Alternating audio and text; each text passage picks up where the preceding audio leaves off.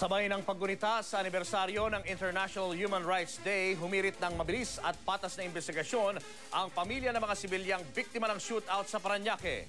Nagpapatrol Weng Hidalgo.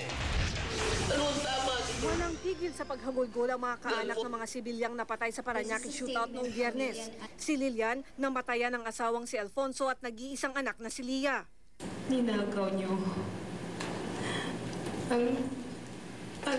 ang kinabukasan ko.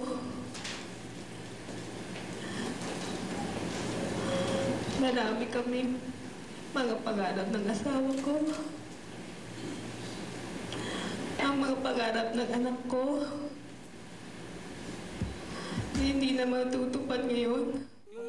Sariwa pa rin sa kanya ang sinapit ng kanyang mag-ama, kaya ganun na lang ang galit niya sa mga pulis. Nasolve niyo man yung krimen, pero pumatay naman kayo na inosente. Kriminal kayo. Kayo dapat ang maparusahan. Si Lourdes naman na byuda ni Ronald, ang Skyway employee na pinagbintangang kasama ng mga hold-upper.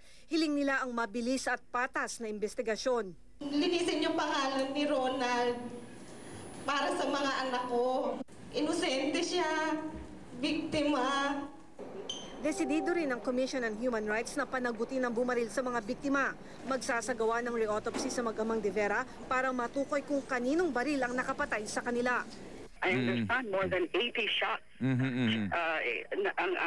Ang tama ng crossbit na unarmed naman yung si Mr. De Vera. Now, there was no showing an indication of a provocation or aggression. Pero kumbinsido ang pamilya De Vera ng mga pulis na nakabaril sa mag-ama, batay na rin sa pahayag ng ilang testigo. Kita-kita namin nakalagay sa live vest nila ARSAP eh. Saka mga nakabonit sila eh. Ayon sa VACC, tuwing may operasyon ng otoridad, madalas may mga buhay ng inosente ang nasasakripisyo. Kaya panawagan nila ibalik ang death penalty nang maparusahan ng nagkasala, law enforcer man ito o hindi.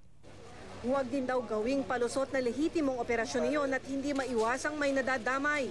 Walang excuses. Dapat whether kayo po ay nasa law enforcement, kayo po ay mga organized criminal syndicates, nagtatrabaho kayo outside of the law, dapat po talaga kung kayo ay nakakumit ng heinous crimes, dapat parusahan kayo at ay dapat ibalik ang death penalty law. Sa ganitong paraan, mababawasan daw ang krimen at magiging maingat ang mga operatiba tuwing may operasyon. Weng Hidalgo, Patrol ng Pilipino.